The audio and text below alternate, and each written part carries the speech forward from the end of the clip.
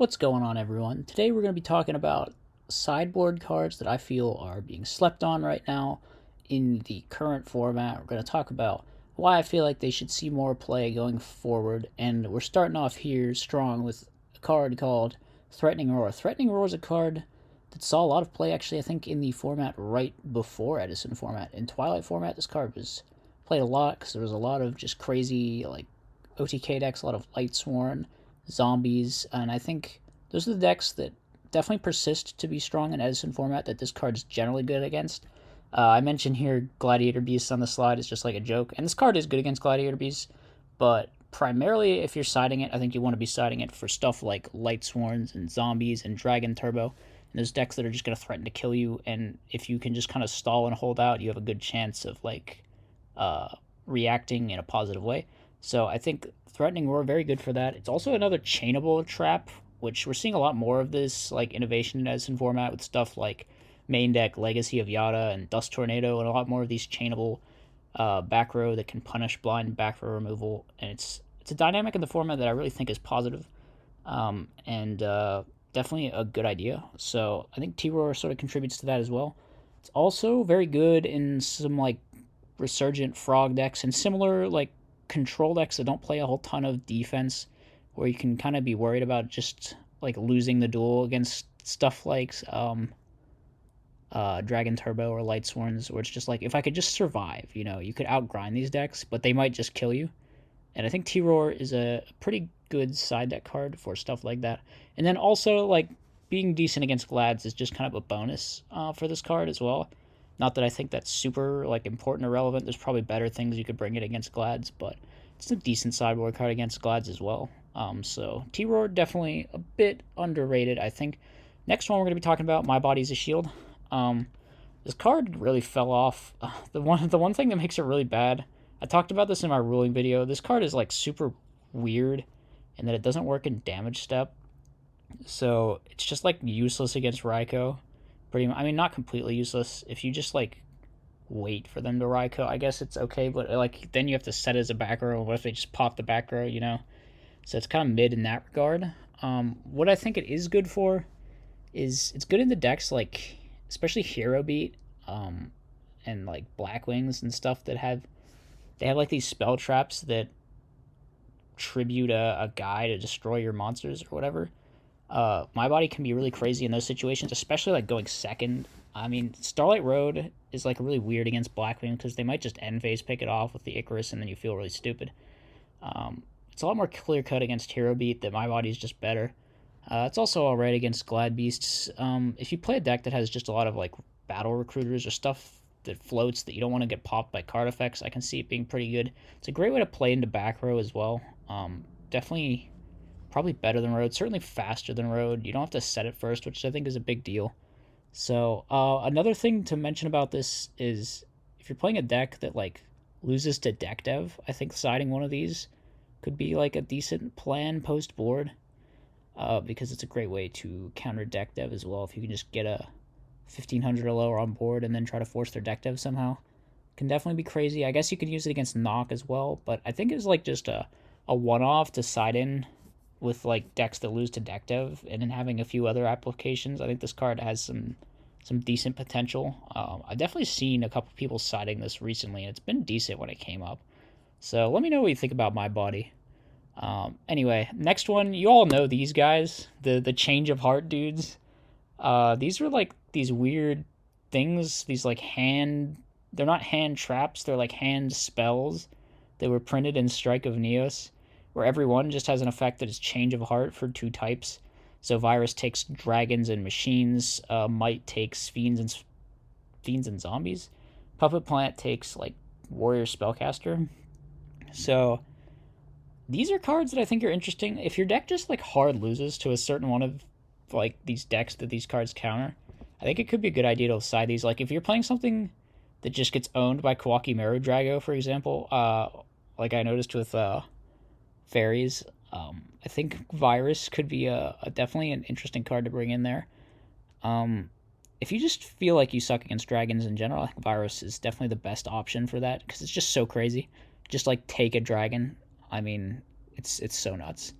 Change of Heart's a pretty nutso effect, it turns out, and if you can just resolve it against a certain kind of deck, that's like a pretty hard counter.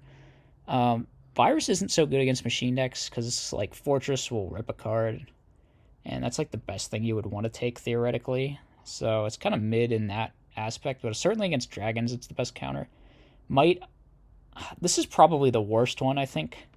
It's like okay, maybe against zombie. It's like situationally awesome against zombies, but not always. So maybe this one you just shouldn't consider. I don't know. I think it kind of sucks. Puppet Plant, however, I think is seriously slept on and underrated. This card is like a sideboard that I consider for Amaryllis against like heroes and stuff, because you can just pitch it for like a Change of Heart and then remove it for Amaryllis or for like Mark of the Rose. It just goes with like all your plant cards that require setup for Plants Engrave. And then also it's just Change of Heart, which is wild. Puppet Plant in general is just very good against like Hero Beat specifically. I think it's definitely crazy strong just having a Change of Heart button. Like if you have an empty board, they can't even chain Spark in that situation. So it's kind of crazy actually.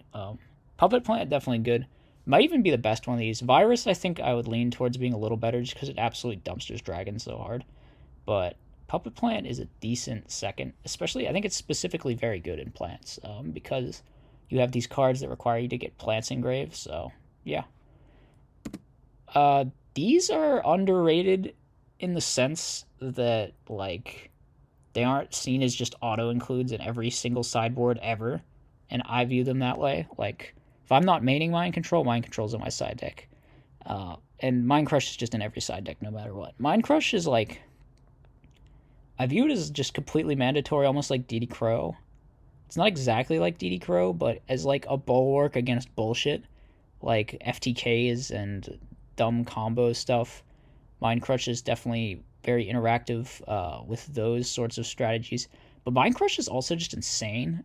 Like, I've considered maining this card on a number of occasions. It's just like, it's great against like Quick Draw and Frogs. You can even bring it against like Blackwings and Hero Beat. You can like snipe people. You can do it against like fairies to snipe their hand traps.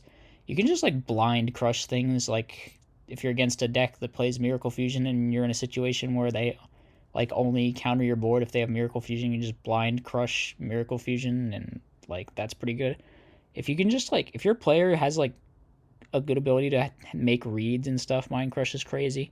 So it's just good against so many things, and then also like a way to stop yourself from getting FTK'd or whatever. It's good against just all sorts of things. I mean, Mind Crush is crazy. Maybe I should start maining this card just to show off how amazing Mind Crush is, but I would definitely side it in anything ever. And Mind Con's another one. If I'm not maining this, it's in the side, and I'm going to try to find a way to main it if I can, because I think this card's insane. I mean, it's not as good as Brain Control, but you can definitely just sack games by like stealing your opponent's monster, which is really, it's just a like nuts kind of effect. If you should conclude anything from this list, it's this, just stealing your opponent's monster is kind of broken. Mind Control, I mean, any deck that plays Raikou, if you can take Raikou, that's like an auto win button. If you're against like something like zombies, I think this card's really good. Just in case, like if there's a zombie master on board, you can just go for synchro play. If there's a dad or a brio and you didn't die somehow, you know, you can just win the game that way. So Mindcon's like a really, it's almost like a sacky game stealing sort of card, but it's definitely better in certain matchups than other. It's like kind of garbage against decks that just put up vanilla beaters and stuff. So I can see why you wouldn't main it, but it's good enough against decks that aren't that have actual relevant effects, that I think it should just be in every sideboard no matter what. So that's my take on these two. Maybe you disagree, but I think these cards are nuts. I think they're limited for a reason. I think you should always, always, always side them. All right, last one. This one is probably the most unexpected one on this list, maybe, unless you've like watched me playing a lot of KFC or something. Iron Wall. This card just blows out like half the meta at least. I think this card is just crazy versus zombies. It's crazy versus Vayu. It's crazy versus Hero Frog. Like, the only reason not to side this card is, the only real problem with this card, actually, is that you need to play a deck that actually accommodates it, that isn't, like, inconvenienced too much by it. And there's not a lot of decks that are like that, because it just is, like, such an insane floodgate against so much of the meta. But if you're playing a deck that can play Iron Wall in the side, this card is crazy. This card just like shuts down so many powerful meta decks, like so many. So I'm kind of perplexed as to why more people aren't siding. It might just be that like, you know, all the decks are just playing like Caius or whatever. You don't want to have that or negative synergy with Iron Wall. If your deck's playing bottomless, you know, another thing I mentioned is people playing Deep Prison now makes Iron Wall just even better. So like, this card is, people need to play this card. Find a deck that can play this card and play it in the side, because Iron Wall is crazy slept on. This card obliterates the meta in Edison format, and I need to see more people siding it. I sided in KFC because I feel like it's my only deck that really supports it. All my other ones are hard floodgated by this card, which should tell you a thing or two about just how much this card stops. This card might actually be one of the craziest floodgates in Edison format, so you guys need to get on this. Someone find a way to break this thing. Maybe even a deck that mains it, although that's a little sus.